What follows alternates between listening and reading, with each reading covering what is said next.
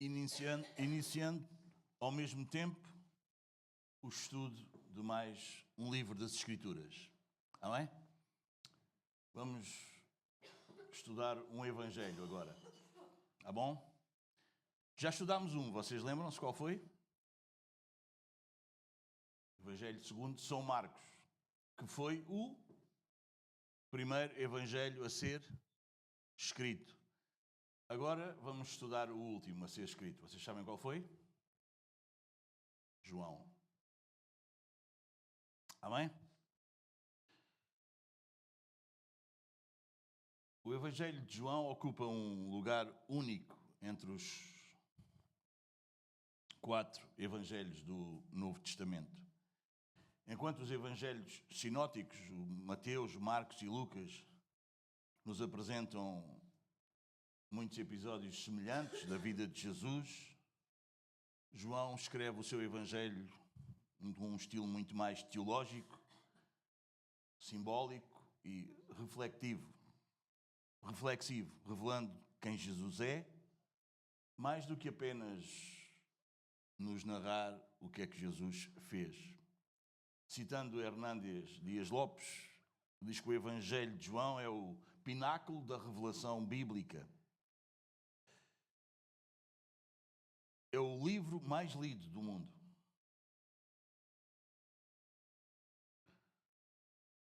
A mensagem que ele contém tem sido um instrumento poderoso nas mãos de Deus para levantar multidões sem conta. Para levar, aliás, multidões sem conta aos pés do Senhor Jesus. Estudarmos este livro, amados, é como quem entra no Santo dos Santos, quem vai além do véu e consegue contemplar as glórias do Filho de Deus. É como se nós tivéssemos que nos descalçar. Vocês entendem? A simbologia, porque estamos em Terra Santa. Tradicionalmente, e a maior parte dos teólogos, eles atribuem este Evangelho a João, claro, um dos 12. Ele é muitas vezes e frequentemente identificado como o discípulo a quem Jesus amava. Ele era um dos próximos, dos mais próximos de Jesus.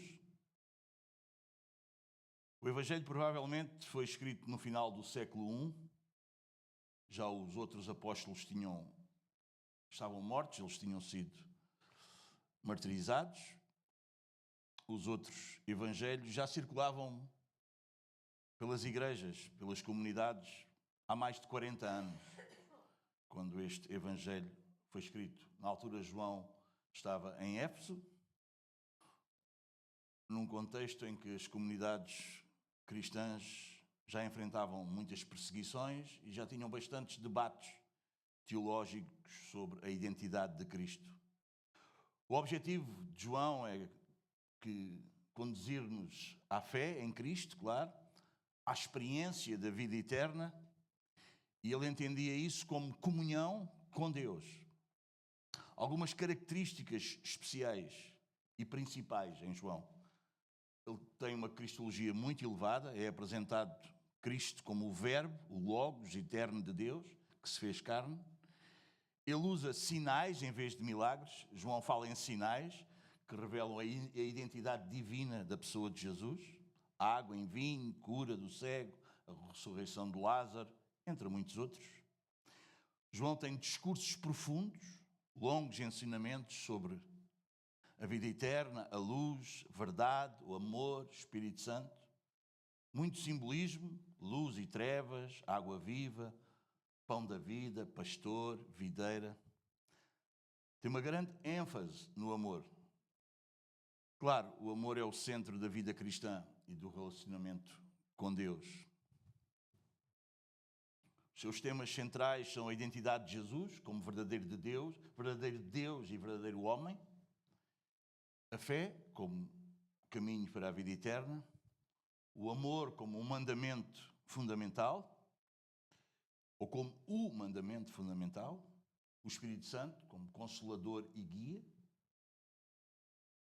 E a vida eterna que, como João nos explica muito bem, não vai ser só lá adiante, mas é já iniciada a partir do momento em que o Senhor regenera o nosso coração e nós nascemos de novo. A importância para os cristãos deste Evangelho. O Evangelho de João é especialmente querido por causa da sua mensagem, que tem uma profundidade espiritual, uma linguagem muito acessível. Ele é muito utilizado nas catequeses, na evangelização, até inclusive na nossa vida devocional, na nossa oração pessoal. Ele convida-nos, como leitores, não apenas a conhecer Jesus, mas a nos relacionarmos com Ele. E todas estas coisas são inegociáveis. Porque, como nós temos aprendido, irmãos, cristianismo não é um sentimento, nem é uma experiência subjetiva. Cristianismo é a verdade que nos foi revelada. Toda vez que a Igreja se enfraquece, o problema nunca é falta de emoção, mas é sempre confusão sobre quem Cristo é. Em João, no capítulo 8, versículo 32, nós temos o versículo que nos diz, e vocês conhecem muito bem: conhecereis a verdade. Vocês podem dizer o resto, não podem?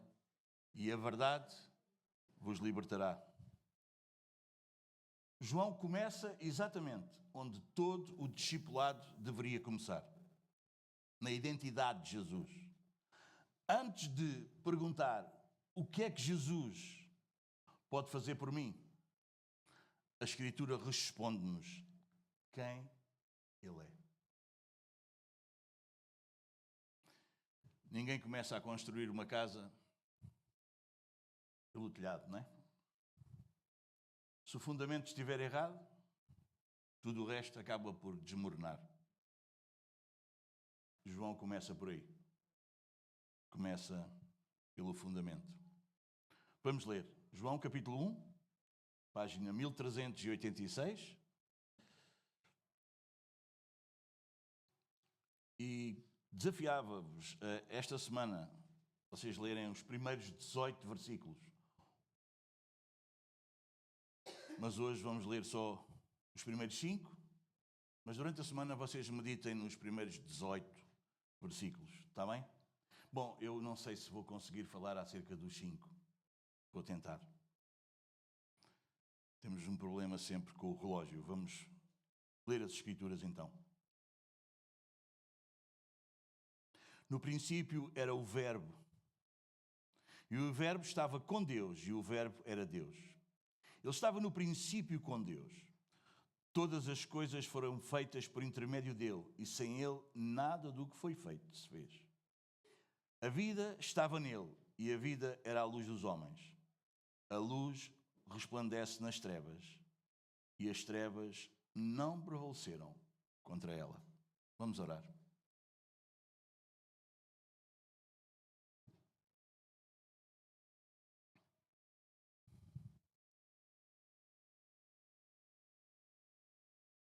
Antes de orarmos, irmão, deixa-me dizer-te uma coisa que Jesus nos advertiu e é importante, acho eu, para nós nos lembrarmos. Meus amados, que o Senhor nos guarde de nós orarmos a Ele, de nós o adorarmos, de nós o louvarmos com os nossos lábios e não com o nosso coração. Lembra-se a advertência que Ele fez? Este povo me adora com os lábios, mas o seu coração está longe de mim. Meus amados, quando vocês ouvem uma oração e vocês dizem o amém, irmãos, façam-no de maneira que as palavras que nós vamos dirigir ao Senhor tenham eco e concordância no nosso coração. Palavras para Deus são palavras e pouco valerão se o nosso coração não estiver nelas. Amém, meus amados? Vamos orar, meus queridos. Senhor nosso Deus e Pai, colocamos-nos agora diante da Tua Palavra, com reverência e santo temor. Reconhecemos que não é a nossa inteligência que nos conduz à verdade, mas sim o Teu Espírito Santo que ilumina os nossos corações. Ao abrirmos João, capítulo 1, do versículo 1 a 5, pedimos, Senhor, que Tu nos leves além das palavras. Leva-nos a contemplarmos a glória do Verbo eterno, aquele que é Deus, que estava contigo desde o princípio, que é a fonte da vida e da luz. Remove de nós toda a distração, todo o orgulho, toda a superficialidade. Dá-nos olhos para ver, Senhor, uma mente para compreender e um coração humilde para Te obedecermos.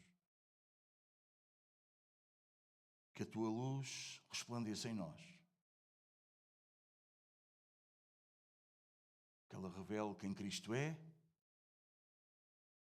Que a Tua palavra e o Teu Espírito transformem quem nós somos. Que este estudo não seja apenas informação, mas seja adoração a Ti, arrependimento e fé renovada. Senhor, nesta manhã nós oramos mais uma vez, confiantes, no nome do Senhor Jesus Cristo, o Verbo eterno. E todos dizemos amém. Podemos ficar sentados. Porque é que eu vos disse para, durante a semana, vocês, desafiei-vos a lerem e meditar nos versículos 1 a 18 do capítulo 1. Porque isso é o prólogo do Evangelho de João. Para quem não sabe o que é o prólogo é um recurso de texto utilizado antes do primeiro capítulo de qualquer livro, de um livro. Funciona como uma preliminar da história, trazendo informações paralelas ao discurso central. Este formato do prólogo surgiu na Grécia Antiga como uma espécie de monólogo antes do início de peças de teatro. Vamos ver o prólogo como um portão, a porta do Evangelho. Estes 18 versículos do primeiro capítulo é como o pórtico do templo, onde nós entramos por ele. E quando nós entramos por este prólogo, nós já conseguimos entender o que é que se vai passar lá dentro, ou nós já conseguimos entender o que vai acontecer no resto do Evangelho. O resto do Evangelho, o Evangelho inteiro, vai provar, por narrativas e sinais que encontramos nele, o que o prólogo já nos declarou em doutrina. O propósito deste Evangelho encontra-se no versículo 31 do capítulo 20. Diz assim: para que creiais que Jesus é o Cristo, o Filho de Deus. Este é o propósito do Evangelho de João. Meus amados, se nós errarmos qual é a chave de casa, não importa quantas portas nós tentemos abrir, nenhuma se vai abrir. Pois não? Então nós precisamos entender o prólogo, vocês entendem? Porque ele é a chave, amém? Para nós entendermos o Evangelho, amém? Então não vale a pena pegarmos aqui ou ali se nós não entendemos. Então talvez vocês já sabem, eu sou bem vagaroso a expor isto, não é? Então eu tentei 5 versículos, mas eu acho que não vou conseguir. Bom, vamos começar. Diz o versículo 1, na parte A do versículo, logo no início, diz: no princípio era o Verbo. João abre o Evangelho com uma frase muito curta, mas com um peso eterno. Antes de falar do que Jesus fez, ele define quem Jesus é. E João vai fazer isso com uma precisão linguística e teológica incrível. Quando aparece aqui no princípio, este no princípio, meus amados, não é o começo de Jesus. É o começo da criação. João escolhe deliberadamente a mesma expressão que nós encontramos aonde? Quem sabe? Em Gênesis, né? 1:1, logo no início das Escrituras. O ponto aqui não é quando Jesus começou, mas o quê? Quando o tempo começou, quando o universo começou, quando a criação começou, o verbo já existia. João está a colocar o Filho ao lado de Deus, não do lado das coisas criadas. Vocês entendem? Isto é, teologicamente, meus amados, estratégico. Ele estabelece desde a primeira linha a distinção básica entre o que é eterno, Deus, e o que veio a existir. O quê? A criação. Referências que nos ajudam a reforçar isto que eu vos estou a dizer. Encontramos, como eu já vos disse, logo no início da Bíblia, não é? Em Gênesis 1, o princípio, não é? No princípio criou Deus os céus e a terra, não é? Em João, no Evangelho de João, no capítulo 17, se vocês forem aqui um bocadinho à frente, no capítulo 17 de João,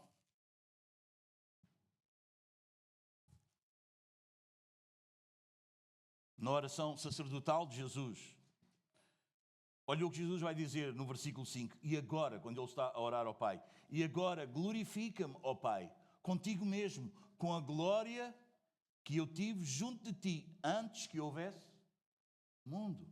Amém?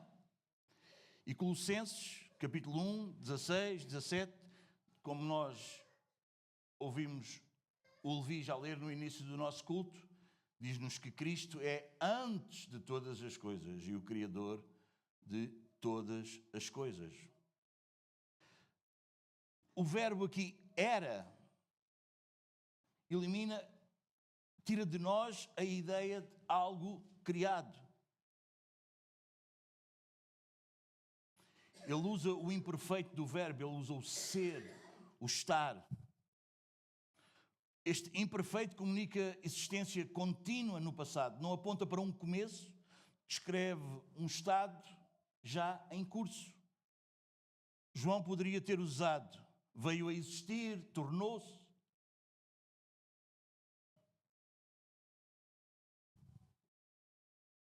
Ele vai usar esse verbo um pouco mais à frente, no versículo 3, quando ele vai falar da criação, para aquilo e para tudo aquilo que entra no tempo, mas para o logos, para o verbo, ele usa era. Não veio a ser, mas era. Aqui temos um resumo teológico do contraste muito importante. Logos, o verbo já existia continuamente, ele é eterno. Os irmãos entendem? A criação, eu tenho aqui as palavras em grego, mas eu tenho uma dificuldade em ler, não vale a pena estar-vos a passar isto. Mas criação, quer dizer, veio a existir, é algo criado. Isso protege o texto contra qualquer cristologia que diga que Jesus é o primeiro ser criado, ou um ser exaltado dentro do universo. João não permite, de modo algum, essa leitura. Os irmãos entendem? Quão importante é isso?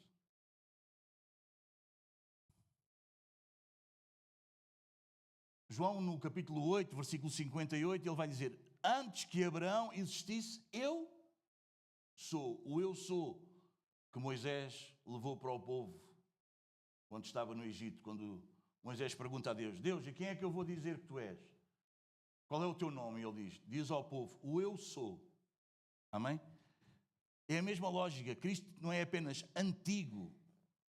Vocês entendem? Ele não é lá de trás, ele é outra categoria. Amém? Ele não é um ser criado. O verbo, a pessoa divina que se revela, pessoa divina reveladora. Ele não é uma energia, ele não é impessoal. João apresenta Cristo como o Logos. Em termos bíblicos, isto carrega duas ideias centrais. Revelação, Deus se dá a conhecer pela sua palavra, não é? O Logos, a palavra, o verbo. Então Deus dá-se a conhecer pela sua palavra. Vemos isso no Salmo 33, se vocês forem ao Salmo 33.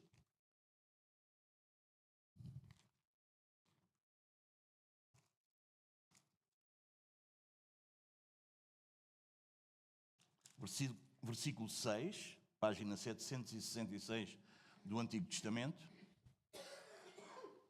33:6 diz: os céus por sua palavra se fizeram, e pelo sopro de sua boca o exército deles.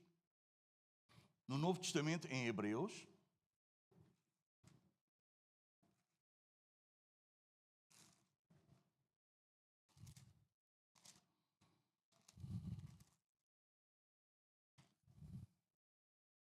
capítulo 1,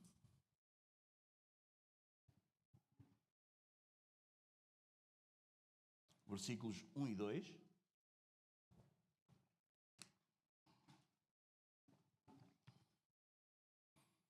Diz-nos assim o autor da carta aos Hebreus: havendo Deus outrora falado muitas vezes e de muitas maneiras aos pais, pelos profetas, nestes últimos dias. Quais são os últimos dias? Vocês lembram-se?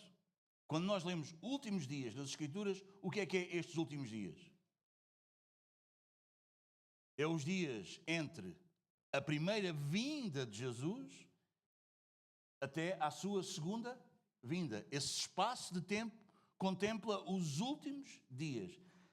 Nestes últimos dias nos falou pelo Filho, a quem constituiu herdeiro de todas as coisas, pelo qual também fez o universo.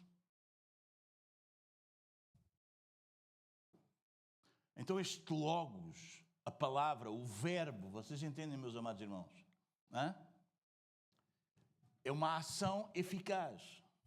A palavra de Deus não é só um som. Os irmãos entendem? É um poder, é poder que realiza, que opera. Isaías 55:11 diz que a palavra cumpre o seu propósito. Diz: a minha palavra não voltará para trás vazia. Amém? Precisamos observar que João não nos diz uma palavra, mas ele diz o verbo, que é definido, singular, pessoal. O Logos não é uma força, não é um princípio, uma ideia, não. O restante do prólogo vai nos deixar isso incontornável. Versículo 3, vemos que ele cria. Versículo 3 de João, não é? Diz: todas as coisas foram feitas por intermédio dele, e sem ele nada do que foi feito se fez. Versículo 4, vimos que ele possui vida, a vida estava nele e a vida era a luz dos homens. Amém? E versículo 14, que nós não lemos hoje, mas podemos ler, diz: e o verbo se fez carne e habitou entre nós, cheio de graça e de verdade, e vimos a sua glória como glória do unigênito do Pai. Então ele entra na história. Então não é uma força, este verbo não é uma força, não é um princípio, não é uma ideia.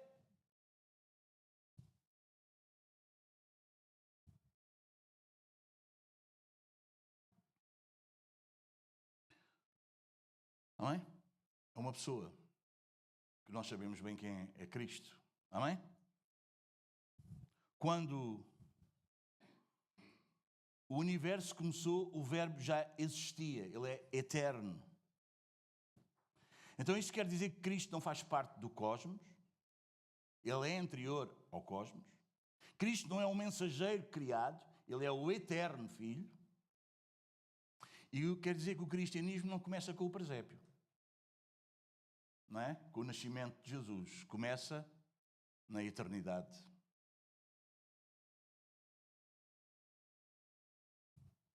Porquê é que João começa desta maneira? Porquê é que ele começa assim? Porque se Jesus não é eterno, então ele não é Deus. Ele seria um ser criado e não Deus.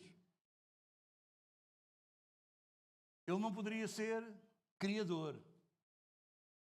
Porque a criatura não pode criar o quê? O que lemos aqui, todas as coisas. E não pode salvar plenamente. Um Salvador finito, homem, não resolve a culpa contra um Deus que é infinito e santo. Amém?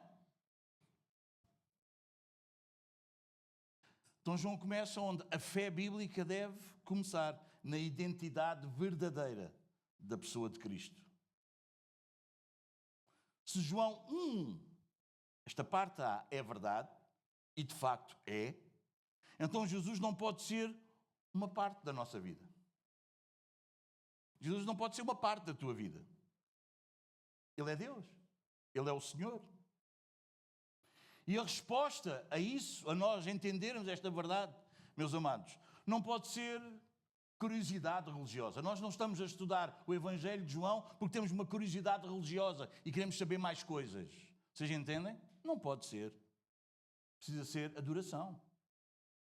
Precisa ser arrependimento e submissão. Porquê? Porque Ele é Senhor. Ele é o Senhor. Ele é Deus. Os irmãos entendem? Deixem-me dar-vos uma ilustração. A criação é como um livro que começa aonde? Na página 1. Não é? Mas Cristo não está na página 1. Onde é que Cristo está? Usando esta analogia do livro. Onde é que Cristo está? Exatamente. Ele está antes do livro. Ele é o autor do livro. Ele é quem escreve o livro. Os irmãos entendem? Ele é antes do livro. Se Cristo é eterno, se Ele é Deus, então Ele não é uma ajuda religiosa que nós precisamos. Ele é Senhor absoluto. Completamente. Vamos avançar um pouco mais? Versículo 1, parte B do versículo. Conseguimos agarrar isto, meus irmãos? Os irmãos, está confuso ou está... Não? Está claro? Está? É esse o propósito. A parte B do versículo 1. O verbo estava com Deus. Aqui vemos a distinção pessoal e a comunhão eterna. O verbo estava com Deus.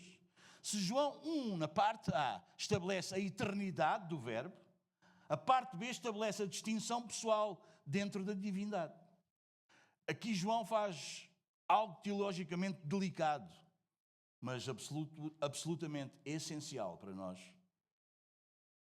compreendermos. Ele afirma a distinção de um e do outro sem fazer separação. Aqui o I e o verbo estava com Deus. Aqui o I dá uma continuidade lógica. Não é uma nova ideia que João vai trazer. É uma continuidade do que tínhamos antes. Os irmãos entendem? O versículo não avança para um novo tema. Ele aprofunda o mesmo tema que ele estava a tratar. Os irmãos entendem? João não estava a acrescentar-nos aqui uma informação paralela. Mas ele estava a qualificar o que significa o verbo ser no princípio. Ou seja, o verbo não apenas existia eternamente. Ele existia em relação. Vocês entendem? O cristianismo não começa com solidão divina. Vocês entendem? Como um Deus só que precisa de ter relação, precisa de ter relacionamento. Vocês entendem? Mas ele começa com uma comunhão eterna. Esse relacionamento já existe na eternidade. Conseguimos apanhar isso? Estava.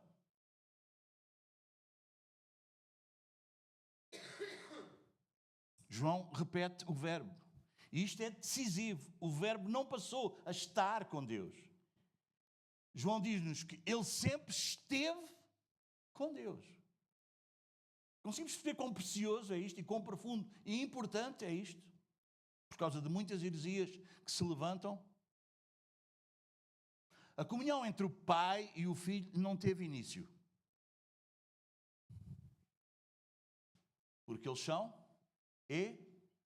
eternos. E o que é eterno? É algo que não tem princípio nem fim. Esta comunhão, esta relação entre pai e filho não começou na encarnação, não é? Nós vimos isso quando falámos sobre o nascimento de Jesus, quando pregámos sobre o Natal, nem na criação, nem no decreto eterno. Esta comunhão é eterna. Esta relação é eterna, como o próprio Deus é eterno. Nós já vimos no capítulo 17, versículo 5, não é? A glória que eu tinha contigo antes que houvesse mundo, não é? Então, esse versículo ajuda-nos a nós compreendermos melhor isso. E em Provérbios, No livro de Provérbios, não é? No Antigo Testamento,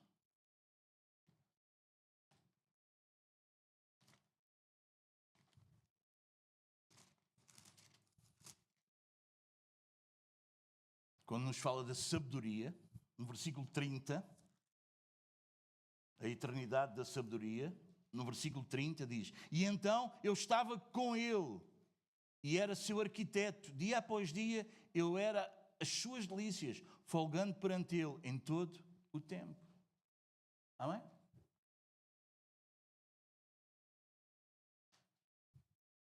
Com Deus, aqui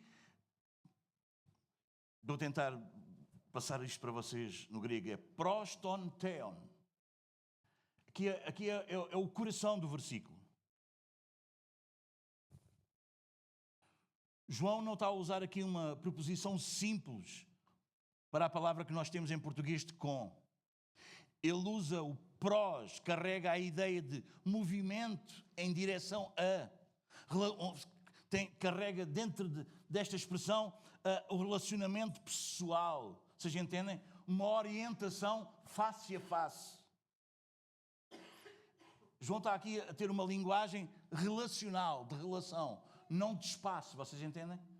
Não espacial, um aqui e outro. Vocês entendem? Não, João está-nos a falar de uma relação um com o outro. Vocês entendem? O verbo estava voltado para Deus, numa comunhão consistente, num relacionamento pessoal, ativo. Então isto vai eliminar o quê? Qualquer ideia que o logos, o verbo, seja uma força impessoal, um atributo abstrato ou uma manifestação temporária de Deus. Isso retira isso de nós. Com Deus, mostra-nos uma distinção real de quê? De duas pessoas. Amém? João diz-nos claramente, o verbo estava com Deus. O que é que isso significa? Que o verbo não é o Pai. Que o verbo não é uma forma temporária do Pai. E nem é o Pai agindo com outro nome.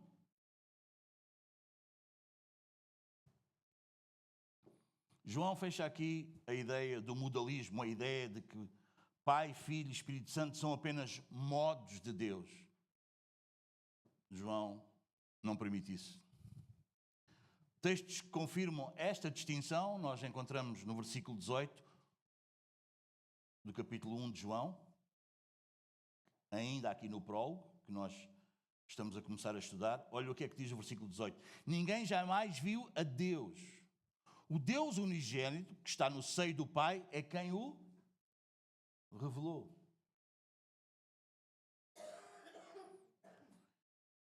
Na oração sacerdotal de Jesus, lá em João 17, vamos lá voltar outra vez. Dos versículos 1 a 5,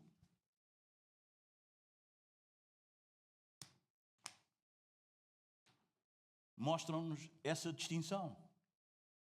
Tendo Jesus falado estas coisas, levantou os olhos ao céu e disse: Pai, é chegada a hora, glorifica a teu Filho, para que o Filho te glorifique a ti. Assim como lhe conferiste autoridade sobre toda a carne, a fim de que ele conceda vida eterna a todos os que lhe deste. E a vida eterna é esta. Qual é a vida eterna? Que te conheçam a ti, o único Deus verdadeiro, e a Jesus Cristo, a quem enviaste. Eu te glorifiquei aqui na terra, consumando a obra que me confiaste para fazer.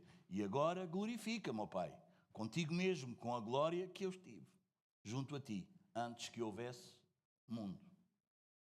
Manifestei o teu nome aos homens que me deste do mundo. Não foi todos, mas os que o Pai deu ao Filho. Eram teus, tu me confiaste, e eles têm guardado a tua palavra. Amém?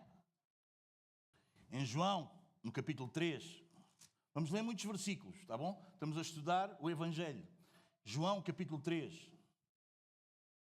página 1389, versículo 3, diz assim: a isto respondeu Jesus.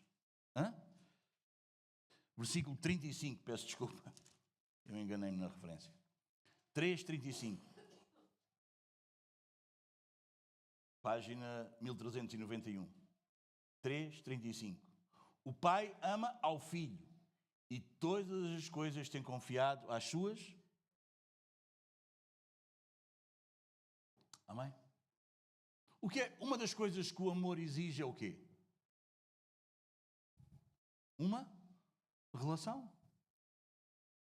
É ou não é? O Pai ama o Filho. É uma relação. Vocês entendem? O amor exige isso. E a relação exige o quê? Distinção. Não é? São distintos. Vamos a ver a unidade sem confusão e a distinção sem divisão. É verdade que João 1, parte B, versículo 1, parte B, não explica a Trindade de uma maneira completa, mas lança aqui alguns pilares. Nós vemos que há um só Deus, e isto é monoteísmo absoluto. Não é? Nós não queremos que há muitos deuses, nós queremos que há um só Deus, nós somos monoteístas. Amém? Vemos aqui que há distinção pessoal dentro desse Deus, há uma distinção pessoal e há uma comunhão eterna entre essas pessoas. João não resolve um mistério. Ele define os limites da verdade. Porque isto vai para além do que nós conseguimos entender. É por isso que é um mistério. Vocês entendem? A gente não consegue entender com a nossa mente humana. Qualquer teologia que vocês ouçam, que esteja fora, que negue estes princípios, estes pontos, está fora do cristianismo bíblico. Por que é que isto é tão crucial para o Evangelho? Porque se o Filho não é distinto do Pai, meus amados, não houve um envio de alguém realmente. Não houve uma obediência filial, uma obediência de filho. Não há uma mediação, não há uma mediação verdadeira, não há um mediador que nos valha, vocês entendem? E a cruz é só uma história, uma peça de teatro. Os irmãos conseguem entender? Conseguimos apanhar?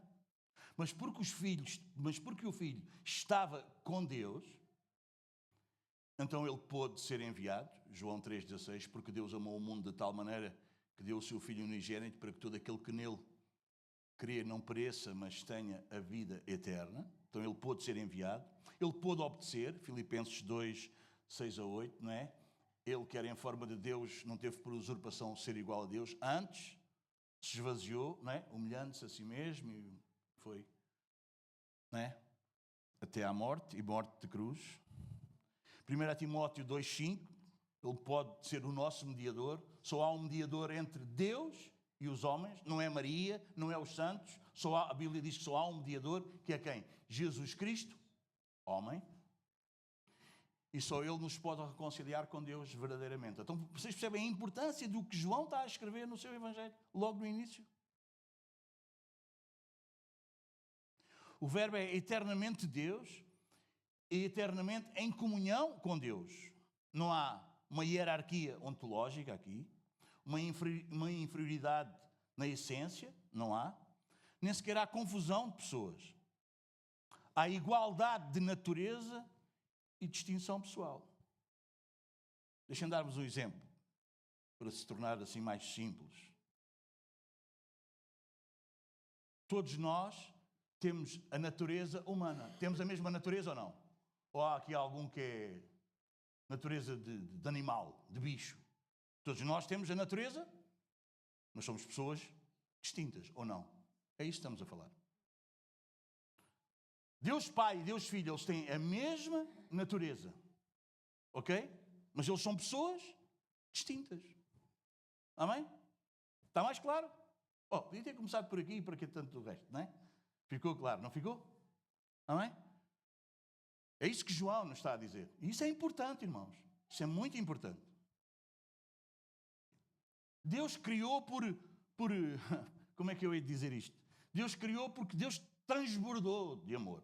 Por causa que ele já tinha uma relação. E a relação é tão boa que Deus criou, Deus cria as coisas, Deus cria o homem, a criação, tudo o que existe, Deus cria por transbordamento. Deus está tão cheio, tão cheio. Deus não tinha falta de uma relação. Deus estava sozinho, não é? Lá no céu, e então precisava de ti, de mim, para ter uma relação. Não, Deus é Deus, Deus está plenamente satisfeito nele mesmo. Deus tinha uma relação, Deus amava perfeitamente, completamente. Vocês estamos a entender? Então, quando Deus cria, Deus não cria por necessidade. Deus cria por transbordamento, por mais da sua natureza. Amém, meus amados? É por isso que quando Ele nos salva, meus amados irmãos, Ele não nos chama apenas para nós sermos pessoas perdoadas. Agarra isso que é importante. Ele chama-nos para a comunhão. É por isso que é muito difícil, pelo menos para mim, acreditar que uma pessoa é salva e ela não comunga na igreja. Porque Deus salva para a comunhão. Essa é a essência, essa é a natureza de Deus. Amém? Primeira carta de João vai nos deixar isso bem claro. Vai ou não? Se tu dizes que amas a Deus que não vês e não amas o teu irmão que vês, o que é que João diz que é? É o quê? Mentiroso. Amém? Eu e Deus é que sabe de mim. Igreja, não posso com a igreja. Aquilo é uma cambada de hipócritas. Bem-vindo ao clube. É ou não é? Todos nós já tivemos um pouco de hipocrisia. E se não for o Senhor ter misericórdia de nós, continuamos uns belos hipócritas. Porque temos uma tendência, na nossa velha natureza, na nossa carne, de parecer religiosos, em vez de ser santos. Amém? Amém? De ter uma encenação, em vez de termos uma relação. Amém? Quando Deus nos salva, não é só para nos perdoar, não é? Eu acredito que Deus perdoou os meus pecados. Essa pessoa não está na igreja, não está ligada à igreja. Isto não é conversa de pastor para ter clientes. Isto é Bíblia. Irmãos, entendem? E João explica isso. Porque essa é a essência, essa é a natureza de Deus. Vocês entendem? Comunhão, relação. Amém? Então isso acontece. Deus chama-nos para a comunhão. Deus chama-nos para Ele mesmo. Primeira carta de João, cá bem no final da Bíblia, a primeira carta de João, no capítulo 1,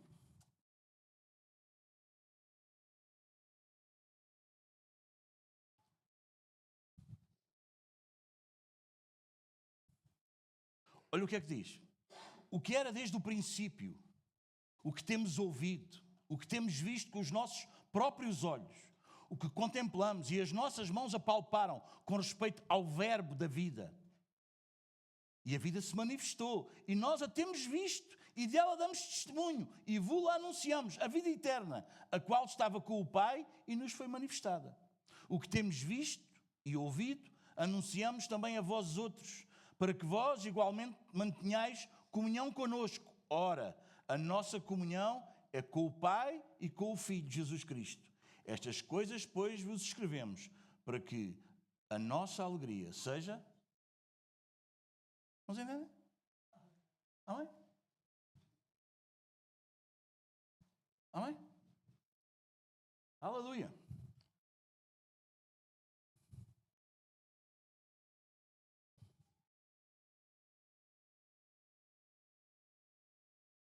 Fé cristã nunca é individualismo. Deus que nos salva é comunhão. Essa é a sua essência. Essa é a sua natureza. E nós, como igreja, meus queridos, deixa-me dizer-te isto, precisamos refletir nisso. Vocês não acham? Sim ou não? Amém? Amém? O autor da carta aos Hebreus diz que nós devemos considerar-nos uns aos outros. Não é? Não nos afastarmos, não é? Deixarmos de congregar, como é costume de alguns. Antes, admoestemos-nos uns aos outros, já que o dia está próximo. Nos admoestemos ao amor e às boas obras. Comunhão faz parte de quem nasceu de novo, irmão. Amém? Faz parte de quem nasceu de novo. Alguém nascido de novo, alguém que Deus transforma o coração, tem todo o prazer, não é só estar ao domingo, isso, claro que isso faz parte, mas tem todo o prazer em ser membro do outro. Igreja é, nós somos membros, nós não somos membros de uma coisa abstrata, nós somos membros uns dos outros. Paulo chega a dar o exemplo do nosso corpo, não é? Amém? É por isso que nós somos todos diferentes uns dos outros. Imaginem que fosse todos nariz, ou todos mão, ou todos ouvido. Não, tudo faz falta, meu amado. Tudo faz falta. Tudo faz parte desta comunhão santa. E comunhão é a natureza de Deus, é a essência de Deus. E nós, como igreja, somos chamados a refletir nisso. Amém? Bom, vamos avançar. Parte C do primeiro versículo. Eu não sei o que é que se passou, mas hoje isto não está a andar. Por isso, está tudo bem. Nem sei a quanto é que vou. Está 0, 0, 0. Está da mesma maneira hoje. Ajudem-me. Há quanto tempo te ouvi? 46. Quando tu vires que já chega, faz assim aquela cara. Tá bom? Parte C do versículo 1. E o verbo era Deus. Bom, vamos ver aqui o quê? A natureza do verbo.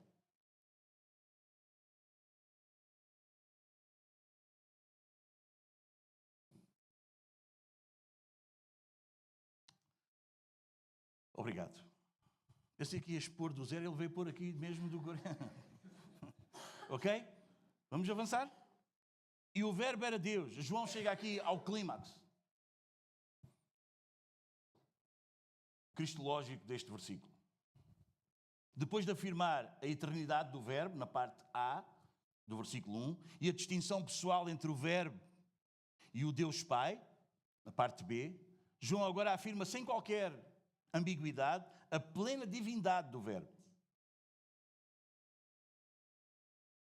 Meus amados, este é um dos textos mais precisos e teologicamente controlados de toda a Escritura. Repara bem na ordem das palavras, no grego. E este é um ponto importantíssimo. Bom, lá vou eu dizer grego. Eu vejo-me grego para dizer grego e vocês veem-se gregos, mas pronto, vamos lá. Eu acho que vamos conseguir. O Senhor vai nos ajudar. O texto grego diz, kai theos en o logos. Talvez não é bem assim que se diz, mas é assim que eu leio. É assim, Rafa, tu é que estudaste grego. Está perfeito, não está? Até parece grego. João não diz, o verbo era o Deus Pai. Vocês entendem? O verbo era Deus. Percebem? Mas diz, o verbo era Deus. Quer dizer que é divino na sua essência. Esta ordem não é um acidente. Esta ordem é altamente teológica, meus amados irmãos. Deus sem artigo, o que é que isso significa? E o que isso não significa? A palavra theos aparece sem artigo aqui. E isto já foi muito distorcido por leituras heréticas das Escrituras. Não significa, por não ter o artigo, o Deus, vocês entendem? O. Não significa que é um Deus, isto fala-nos politeísmo, de muitos deuses, e nós não queremos nisso. Menos que Deus, não significa que Jesus é menos que Deus, ou um Deus de segunda classe. Significa que João está a falar da natureza, não da identidade pessoal. Em termos simples,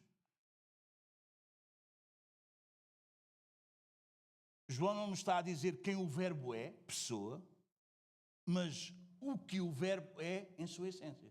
Vocês entendem? Ele afirma que o Verbo possui a mesma natureza divina que Deus. Amém? Colossenses capítulo 2, 9, toda a plenitude da divindade. Em Hebreus 1, versículo 3, um versículo adiante dos dois que nós lemos há bocado, diz que ele é a expressão exata do seu ser. E em João 10, 30, eu estou a avançar, senão nós vamos procurar os versículos. Vocês ficam aí, quando ouvirem a mensagem mais uma vez, vocês vão apanhar. Diz, João 10, 30 diz, eu e o Pai somos um. Porquê é que João não nos diz o Verbo era o Pai? Porque isso acabava por destruir tudo o que ele tinha dito. Na parte B do versículo que nós já vimos. João mantém as duas verdades juntas, sem confusão. O Verbo não é o Pai, uma distinção pessoal, é outra pessoa. O Verbo é Deus. Então é a igualdade na sua essência. Na sua essência, Jesus é Deus como o Pai, mas ele é outra pessoa. São duas pessoas. E João está-nos a deixar isso. Se João nos dissesse o Verbo era o Deus, o Pai, ele cairia no modalismo. Se dissesse o Verbo era um Deus, ele cairia no arinianismo. Ele não faz isso. Nem um, nem outro. E isto é precisão teológica ao mais alto nível. Amém? Como vocês veem, não dá para ler a Bíblia de óculos escuros na praia, não é? Bom, se quiseres ler a Bíblia na praia, lê. Mas vocês entendem o que eu quero dizer com essa analogia, não é? Não dá para nós lermos a Bíblia. Bom, a gente abre a Bíblia e agora deixa ver o que é que a Bíblia... Não, meus amados. Não, meus amados. Nós não descobrimos uma coisa. Nós não abrimos agora a Bíblia e diz, Deus disse-me. Deus disse-te o quê? Bom, talvez Deus pode dizer-te alguma coisa, mas o que Deus te disse tem que ter a ver com tudo o que Deus disse neste livro. Não só naquela parte, o que tu interpretaste.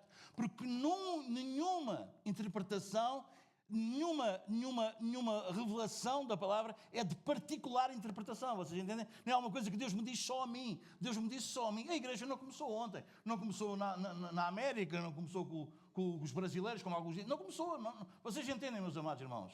A igreja começa em Atos. Amém? E tem uma história. Não és tu agora que chegas aqui, ou eu, que abrimos, e agora a gente descobriu aqui, uau, Deus, e não, isso não está em mal lado nenhum, não, mas Deus falou comigo. Eu às vezes tenho muita dificuldade quando as pessoas dizem, Deus falou comigo, eu tenho muita dificuldade nisso. Quando alguém me diz, Deus falou comigo, diz, então qual é o versículo? Os irmãos estão a entender? Porque eu tenho muita dificuldade nisso.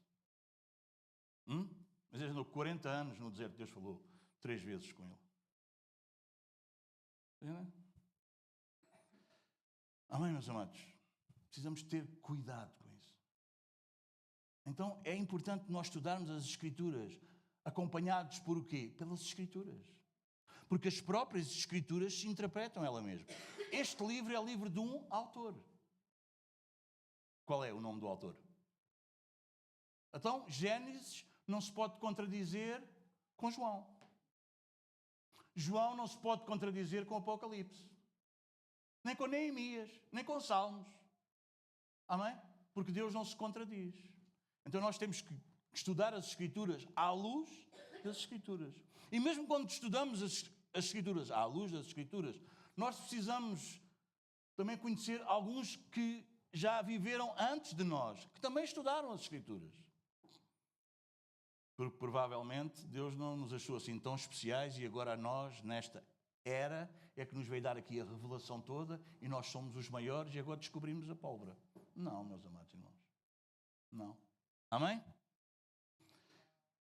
Então João tem aqui uma precisão teológica de um nível incrível. Vamos ver a lógica do versículo completo. Tivemos aqui a parti-lo. Observa o encadeamento dele. O Verbo é eterno. O Verbo está com Deus, ele é distinto do Pai, e o Verbo é Deus, é da mesma essência. Então João constrói aqui uma cristologia inegociável. Não dá para negociar isto. Amém? Quando alguém vem crendo, vem falar contigo sobre Cristo e quer negociar isto, não pode. Mas isto não pode. Não pode. Qualquer sistema religioso, que tenha um ensino teológico, que negue a eternidade do Filho, a sua distinção pessoal, ou nega a sua plena divindade, não é cristianismo bíblico. Ainda que possa usar um vocabulário cristão. Amém, meus amados? Amém? Vamos fazer aqui uma refutação direta de alguns erros comuns. O arianismo. Vocês ficam, arianismo o quê? Testemunhas de Jeová. Eles dizem, o verbo era um Deus. João jamais permitiria essa leitura. O contexto inteiro exige divindade plena. Amém? Ele não é um Deus, ele é Deus. Irmãos, entendem? Amém? Sim ou não? Vamos entender? Modalismo. Pai e filho são a mesma pessoa. João não deixa que isso passe. João afirma uma relação real, verdadeira, é verdade, com Deus. Então são duas pessoas, não a mesma pessoa. Amém, meus amados? Amém? Amém?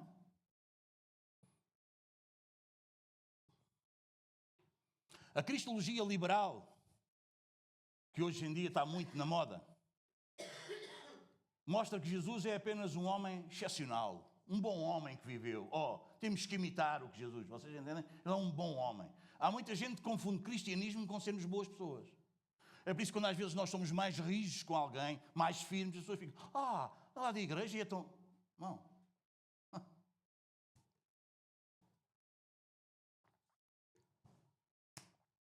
Cuidado com esse cristianismo liberal.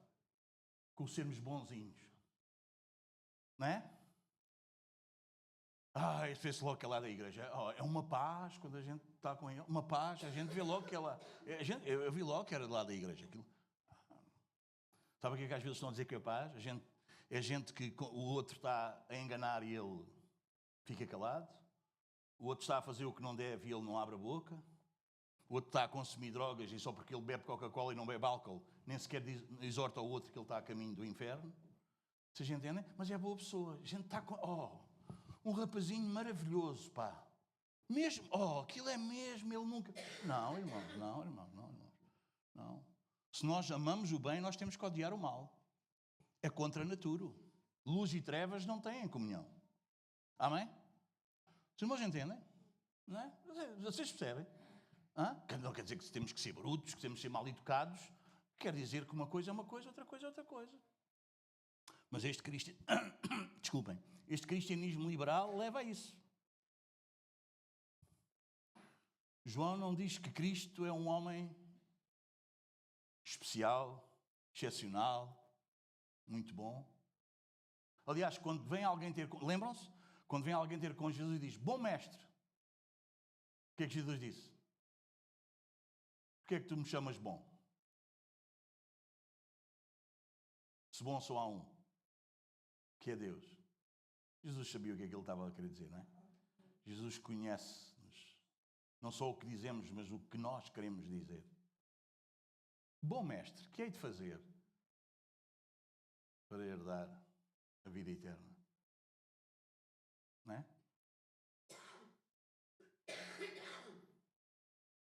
João chama explicitamente Jesus de Deus.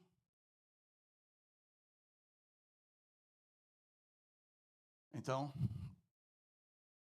isto tem implicações teológicas inevitáveis para a nossa vida, ou não? Se Jesus é Deus, como João diz, então quer dizer que ele é digno do quê? De adoração. Mateus 14.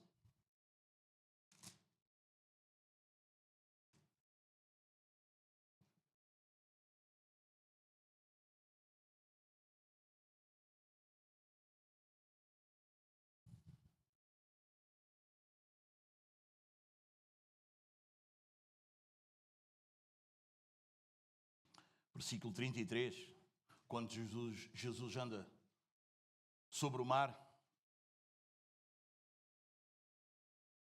depois dos discípulos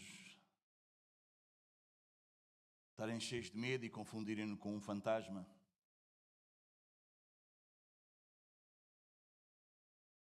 Quando ele subiu para o barco, o vento aquietou, não é?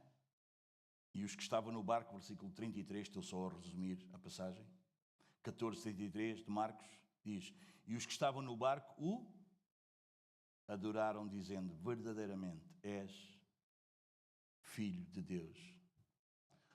Um pouco mais à frente, Mateus 28. Então, se ele é Deus, como João nos diz, Mateus 28, 18.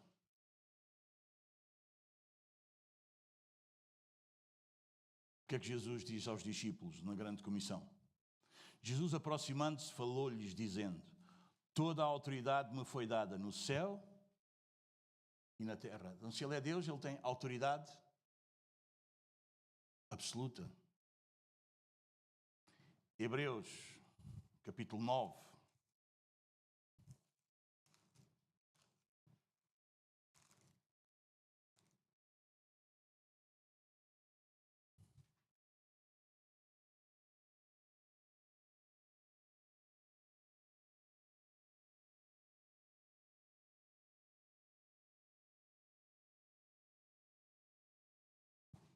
Versículo 11 em diante diz: quando, porém, veio Cristo como sumo sacerdote dos bens já realizados, mediante o maior e mais perfeito tabernáculo, não feito por mãos, quer dizer, não desta criação, não por meio de sangue de bodes e de bezerros, mas pelo seu próprio sangue, entrou no Santo dos Santos, uma vez por todas, tendo obtido eterna redenção. Portanto, se o sangue de bodes e de touros e a cinza de uma novilha, aspergidos sobre os contaminados, os santificam quanto à purificação da carne, muito mais o sangue de Cristo, que pelo Espírito Eterno a si mesmo se ofereceu sem mácula a Deus, purificará a nossa consciência de obras mortas para servirmos, ao Deus vivo. Então, se ele é Deus, o seu sacrifício foi infinito, é para sempre. Se ele é Deus, ele tem a palavra final, João 12.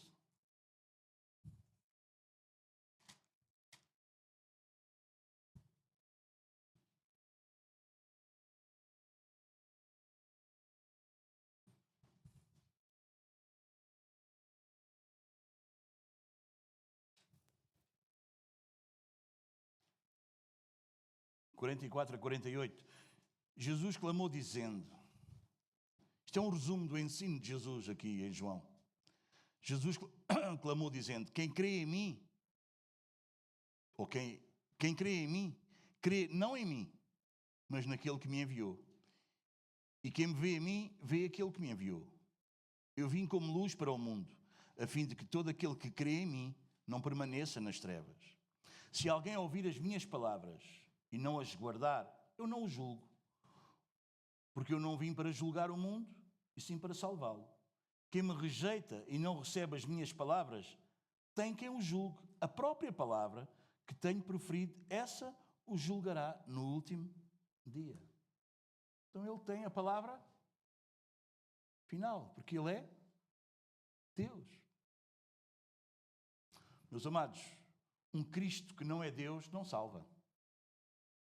Um Salvador criado pelo homem não resolve a culpa contra um Deus infinito. E um Deus santo, santo, santo.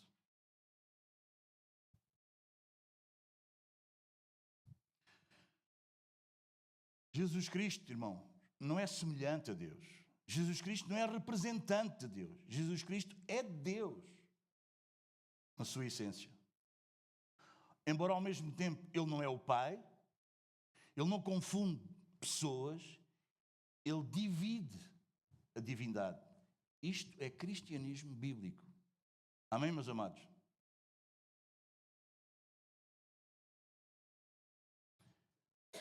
E se Jesus é Deus, não é? Ele não pede espaço no teu coração. Ele exige o quê? senhorio, Ele é Senhor, Ele é Deus. Vocês percebem? Vocês percebem? Dá lugar a Jesus no teu coração. Ele é Deus, Ele não precisa que tu dês lugar. Ele é Senhor. Amém? Ele é Senhor. Amém? Ele não precisa de espaço. Tudo é dele. Amém? Tudo foi criado por Ele. E quando Ele decide, tu és meu, Ele vai trabalhar em ti. E esse espaço vai aparecer. Conseguimos entender? Ele não aceita neutralidade. Amém? Não há. Vocês percebem? Não há um terceiro caminho. Vocês percebem? Não há uma terceira via. Não há. Bom, há os que seguem Jesus, não é? Há os que não seguem Jesus e depois há aqueles que andam ali no meio. Isso não existe, irmãos. Não há zona neutra. Não há uma terceira via. Ou tu tens Cristo,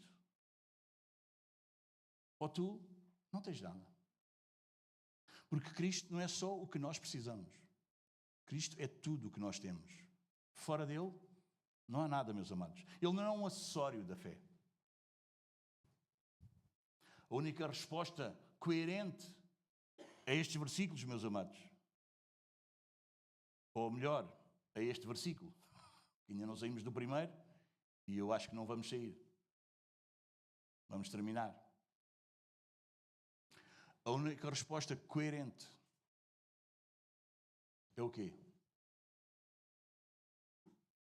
Arrependimento, que até é o Senhor que nos concede, é a bondade de Deus que nos leva ao arrependimento, não é?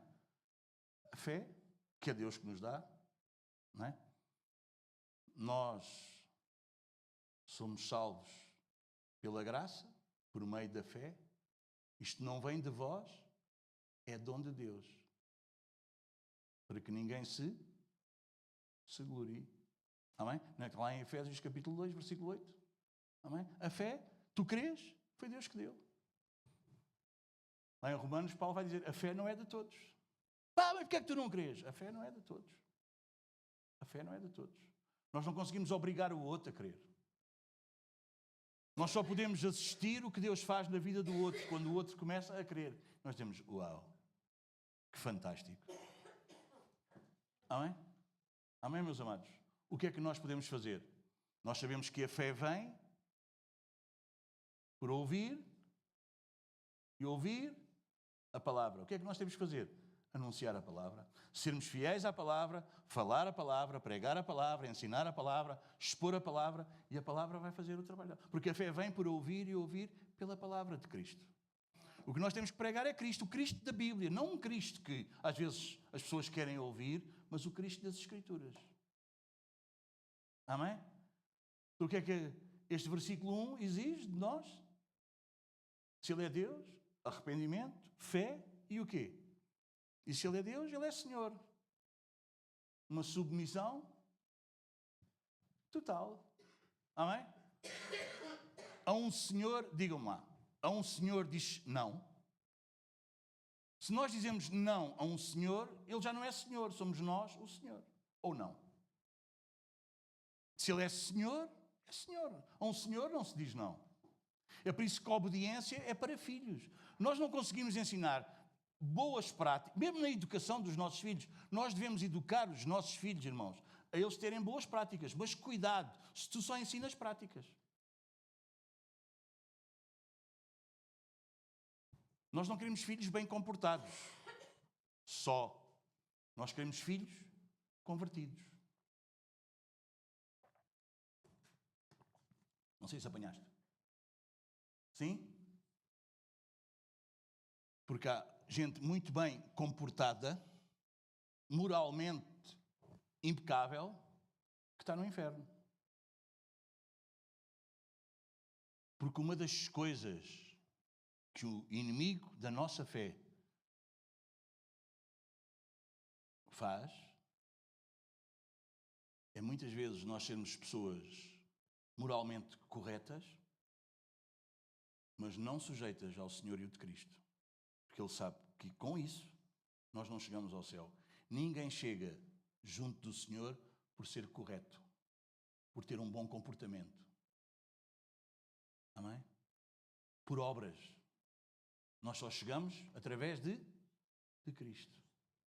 E uma das coisas que, através dos séculos, Satanás, o diabo, o adversário, a serpente, o enganador, faz na vida dos homens é, deixando-os ser pessoas moralmente corretas, pessoas muito certinhas, mas que não se sujeitam ao senhorio de Cristo. Ele sabe que essas pessoas vão chegar lá à frente enganadas, porque o que é que nós ouvimos muitas vezes?